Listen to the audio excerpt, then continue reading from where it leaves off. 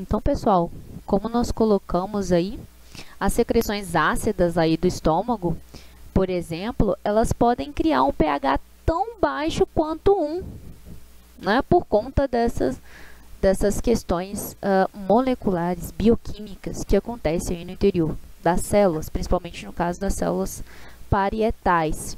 Já aí o pH da urina, ele pode variar entre 4,5, 8,5.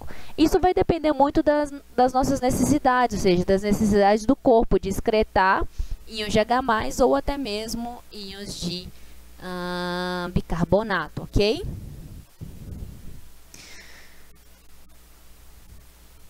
A concentração de íons de H+ no corpo, ela é extremamente regulada, né? A gente já colocou que aminoácidos podem funcionar como tampões. Nós colocamos, né, de uma forma bem simplificada, que pulmões e rins também podem funcionar como tampões, certo? Porém, vamos dar destaque aí às proteínas. Proteínas intracelulares, como também enzimas e canais de membrana, também são particularmente sensíveis ao pH, pessoal. Isso por quê, Lorena? Porque a função dessas proteínas depende da sua forma tridimensional. Então, como a gente pode ver aqui, mudanças na concentração aí de íons de H+ alteram a estrutura da proteína.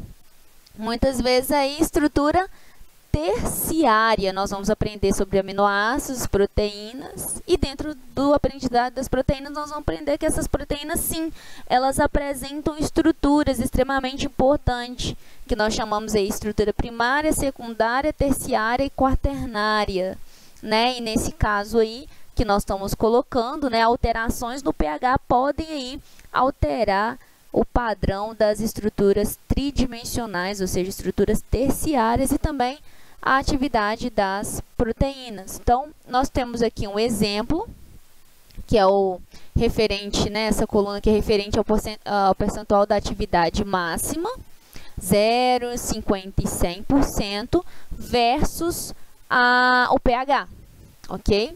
Então, se a gente for avaliar a pepsina, né, que é uma enzima aí, importante, né, dentro das atividades das proteínas, a pepsina ela é uma enzima que ela tem uma atividade ótima no pH 2. Né? No pH 2 a gente vê que ela chega a 100% da sua atividade máxima. À medida que esse pH vai diminuindo as concentrações de íons de H+, ou seja, esse pH vai aproximando do neutro, né? E até mesmo aí a alcalina, o que a gente vê com a atividade dessa enzima? Essa atividade diminui. Quando chega no pH 7, eu não tenho atividade nenhuma da pepsina. Se a gente for olhar a enzima tripsina, a mesma coisa, só que o que está diferindo aqui? O pH ótimo de trabalho da tripsina é diferente da pepsina. Se a gente for olhar aqui a linha, se a gente for olhar aqui essa linha vermelha, a gente vai perceber que o pH ótimo de trabalho da tripsina é um pH em torno de 6, 6,5. À medida que esse pH ele vai aumentando ou vai diminuindo, o que vai acontecendo com a atividade dessa enzima? Vai diminuindo consequentemente também, né? Essa atividade, o percentual de atividade ele vai sendo alterado à medida que a gente altera esse pH. E o mesmo acontece aí para a enzima fosfatase alcalina. Se a gente for olhar o pH ótimo de atividade para essa enzima, é em torno de 8, 8,5. A gente consegue atingir aí o percentual de atividade máxima. À medida que a gente sai dessa faixa ideal, a gente diminui a atividade dessa proteína. Assim também, gente, né, dessas enzimas, assim também, gente, acontece com a temperatura, né? As proteínas, as enzimas, elas são extremamente sensíveis ao pH e à temperatura. Por isso que é importante a gente manter de forma regulada, manter a homeostase tanto do pH quanto da temperatura, porque se a gente sai aí do pH ótimo e da temperatura ótima, nós vamos alterar o padrão de atividade dessas enzimas e também de muitas proteínas, ok? uma curiosidade para vocês. Então, por exemplo, se um pH, né, anormal, ele pode afetar aí significativamente a atividade, né, um pH fora do padrão pode alterar a atividade de algumas proteínas e enzimas vai alterar, porque a gente viu que mudanças podem desnaturar e alterar. A gente pode colocar também que um pH aí fora do padrão normal, ou seja, um pH anormal, ele pode afetar aí significativamente a atividade do sistema nervoso. Então, por exemplo, se o pH ele é muito baixo, né, isso é dado aí a uma condição que a gente já conhece, que é denominada acidose. Já sabe-se, pessoal, que nesse processo de acidose, os neurônios eles se tornam menos excitáveis, ou seja, para desencadear um potencial de ação é mais difícil. Isso já foi evidenciado, já foi estudado. Então, o que eles observam? Que num pH, né, onde a gente está tendo uma situação de acidose, esses neurônios aí ficam tão pouco excitáveis que pode resultar em uma depressão do sistema nervoso central. E aí o paciente ele pode ficar, né, confuso, desorientado e até mesmo, dependendo da situação, o paciente pode entrar em coma por conta disso. E se essa depressão do sistema nervoso central ela progride por conta que a gente não consegue alterar esse padrão de acidose, a gente pode ter aí, consequentemente, regiões extremamente importantes, como centros respiratórios, parando aí de funcionar por conta da hiperpolarização, o que pode resultar aí até na morte do paciente. Agora, por outro lado, se o pH é muito alto, né,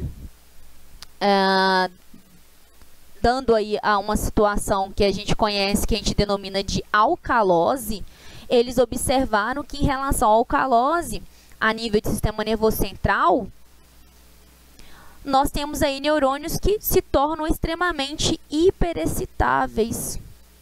E se então eles estão hiperexcitáveis, o que eles observaram? Que os potenciais de ação eles ficam mais fáceis de acontecer, mais propício, né, disparar potenciais de ação aí a qualquer sinal, mesmo que leve, né, mesmo que pequeno. Então, essa condição, ela pode resultar aí no paciente, né, o que eles observaram? Como, através também de alterações sensoriais, a gente pode observar aí também no paciente, né, o que a gente chama aí de abalos musculares, por conta, né, dessa hiperexcitação dos neurônios. Se a alcalose é extremamente grave, um exemplo disso aí que eles observaram em relação ao tétano, então eles observaram que se a alcalose, né, ela é do tipo mais grave, a gente pode ter aí abalos musculares.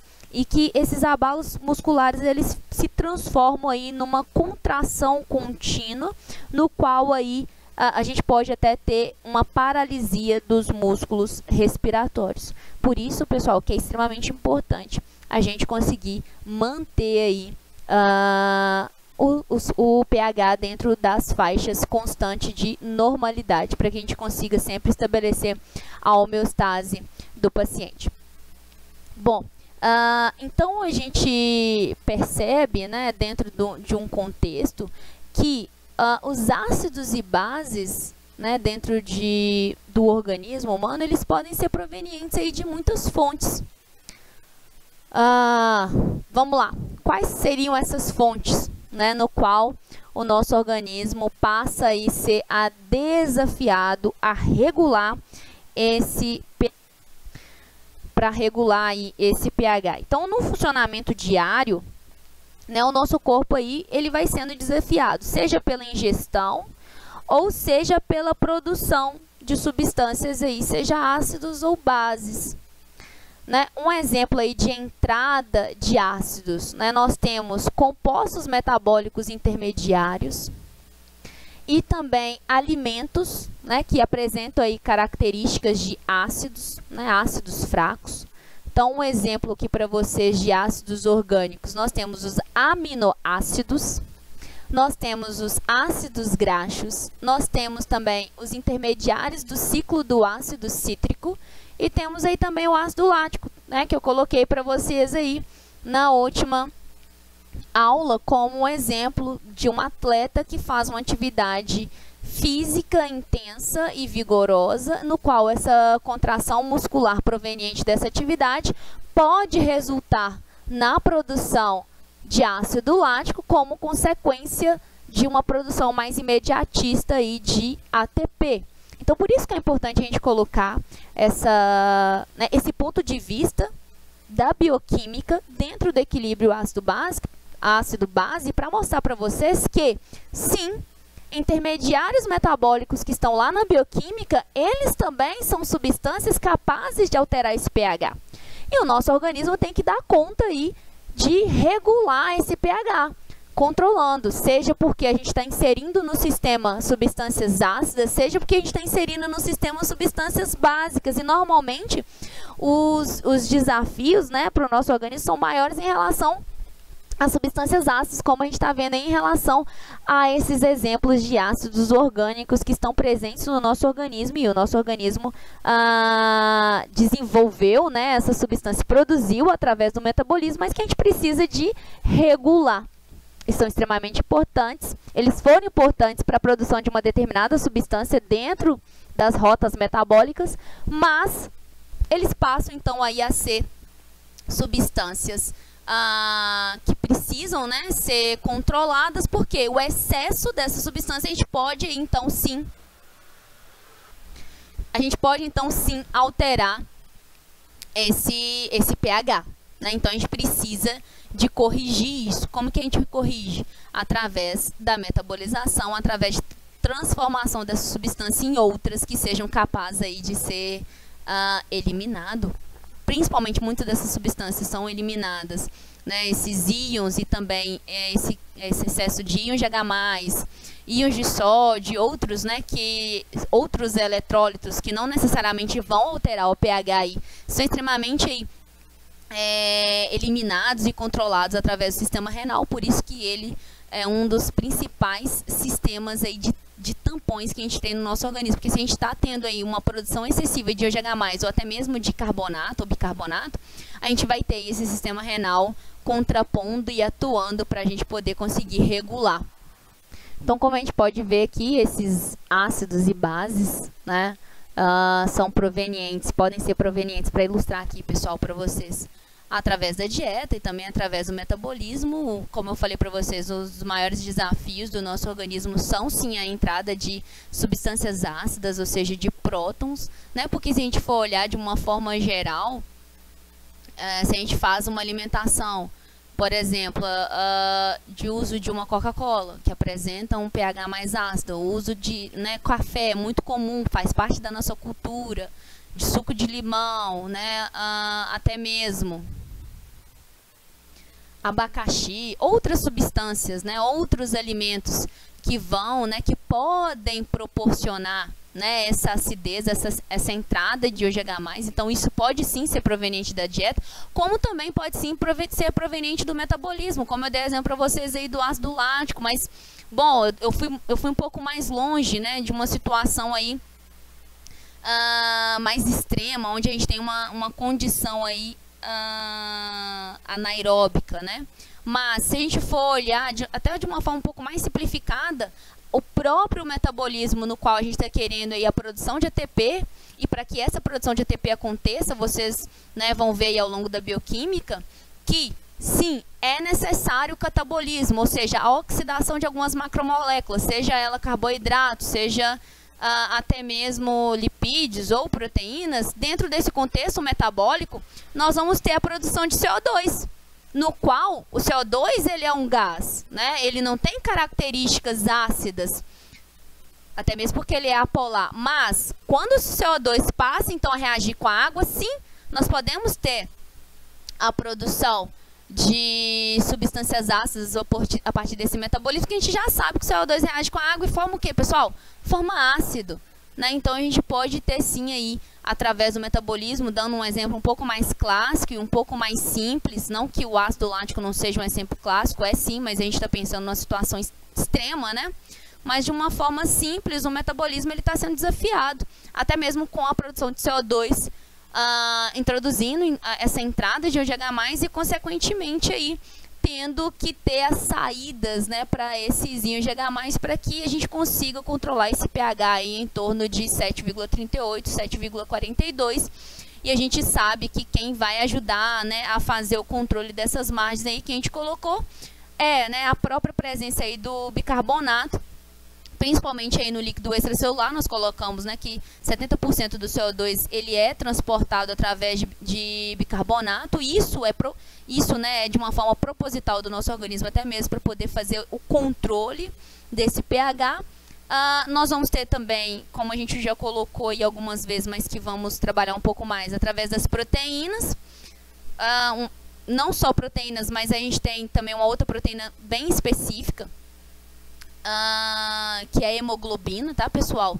Que a gente fica pensando, né, que está só relacionada a transportar CO2 e oxigênio, mas não, ela tem regiões capazes, né, de transportar IgH+, a gente vai ver mais à frente, mas não só isso, mas a gente tem aí a presença, né, de fosfatos nas células que também podem auxiliar aí, né, nesse controle, né, podem auxiliar nessa questão de tamponamento.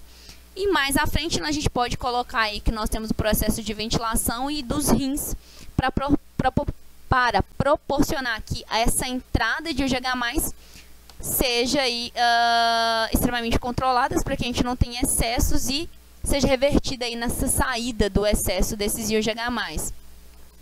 Então, sobre situações extraordinárias, né, ou um pouco mais complexas, vamos dizer assim, em que o organismo ele é exigido, a gente tem aí, né, a produção desse ácido lático. Então, só para poder exemplificar para vocês, que alguns podem estar se perguntando, a Lorena já falou tanto desse ácido lático, mas de onde ele está vindo?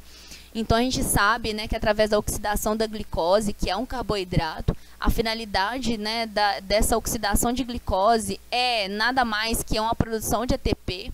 E para que uma boa contração muscular ocorra, é necessário o ATP, porque sem ATP a gente não vai ter contração muscular. Existem outros elementos importantes, mas o ATP também é importante. Vocês vão ver isso na fisiologia. Mas, enfim, no catabolismo, né, nessa oxidação de glicose, a gente tem aí a geração de 2 moléculas de ATP. Se a gente segue isso para o ciclo do ácido cítrico, a produção de ATP é muito maior do que 2 moléculas de ATP.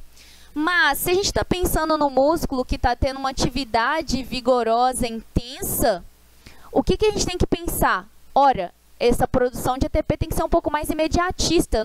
Eu não posso esperar com que todo o ciclo do ácido cítrico ou de Krebs, né, assim denominado, aconteça, para que aconteça em seguida a fosforilação oxidativa para eu ter a produção de 38 moléculas, por exemplo, de ATP. Se a contração muscular está acontecendo agora, e é agora que nós estamos precisando desse ATP. Então, uma forma de escapar um pouquinho disso, para que a gente tenha a condição de, numa contração muscular vigorosa, tenha esse ATP um pouco disponível de uma forma muito mais rápida, a gente então tem um desvio aí dentro dessa rota metabólica, no qual aí essa glicose ela é oxidada a piruvato e consequentemente aí metabolizado a ácido lático. A finalidade que a gente vai ver um pouco mais adiante é não nessa aula, tá, gente? Mas nas próximas aulas de bioquímica, é a produção de ATP. Então, essa fuga dentro do circuito da oxidação de glicose nada mais é que para produzir 2 moléculas de ATP. E dentro dessa produção de 2 moléculas de ATP, a gente consegue, então, dar continuidade à contração muscular. E isso resulta em mais ainda, né, a presença de substâncias ácidas que podem alterar o pH. E que o organismo precisa, então, regular para que a gente consiga, então, manter aí a faixa de pH dentro das condições consideradas aí ideais, que é dentro da faixa de 7,38 a 7,42. Bom, colocamos esse exemplo, né, na aula passada e nesse falamos, mas não podemos também deixar de colocar aí uma outra situação, né, extraordinária, né, ou extrema, que é a questão aí do diabetes mellitus não tratados, né? Esses indivíduos que não fazem o tratamento para o diabetes, pessoal, ou seja, que não está tendo a produção adequada de insulina e, consequentemente, essa glicose não está sendo armazenada né, essa alteração do padrão do metabolismo, que alguns livros vão colocar aí como metabolismo anormal, vai resultar aí o metabolismo de gorduras e de aminoácidos, que são aí ácidos fortes, conhecidos como cetoácidos. E isso pode resultar aí no estado de acidose metabólica, conhecida também por muitos de vocês como cetoacidose. Isso também não é interessante. Isso não ajuda na homeostase, também não ajuda no controle, no ajuste do pH, ok? Então, olha só, a maior fonte, né, de ácido, como a gente está colocando aí, eu peguei lá o exemplo do diabetes não tratado, na situação de cetoacidose, numa atividade física intensa, no qual a gente tem aí a produção excessiva de ácido lático, mas, mais uma vez, a gente não pode esquecer que a maior fonte de ácido é a produção diária de CO2 durante aí a respiração celular. Então, sempre que a gente está tendo aí, né, o metabolismo, a oxidação das macromoléculas, vamos colocar aqui o carboidrato como centro, como produto final a gente tem aí o ATP, mas nós temos também a produção de CO2, que é oriunda aí do catabolismo dessas macromoléculas. E a gente não pode esquecer, gente, que esse CO2, ele é um gás que vai ser transportado lá pela hemoglobina, presente nas hemácias, mas boa parte dele pode aí reagir, vai reagir com a água e vai formar ácido. E isso pode gerar aí uma alteração de pH, e que por isso, então, é extremamente importante ter alguns sistemas para poder fazer o controle, como o sistema respiratório, que vai recolher, né, esse bicarbonato e esse ácido e transformar novamente CO2, que vai ser eliminado, vai ser aí, expirado através dos processos respiratórios. Bom, mas se a gente tiver aí um indivíduo com um problema respiratório, a gente pode ter, então, além disso, o sistema renal para poder auxiliar nesse processo. Então, pessoal, sendo assim, como a gente já colocou, esses ácidos e bases, eles são provenientes de diversas formas e o organismo vai ser constantemente desafiado. E nesse desafio, o nosso organismo precisa, então, gerar aí a saída, né, desses GH+, por exemplo, ou, né, dessas bases em excesso, para fazer o controle desse pH. Por isso que é extremamente, então, a gente tem os processos, né, de ventilação funcionando perfeitamente bem. Além disso, também o sistema renal também funcionando perfeitamente bem, para que a gente, né, tenha condição de fazer o controle desse pH, mas não somente isso, a gente também tem aí outros tampões extremamente importantes, como proteínas, fosfatos e até mesmo íons de bicarbonato. Então, 23 minutos, vou parar essa segunda parte e iniciar a próxima parte para que não fique tão longo, ok?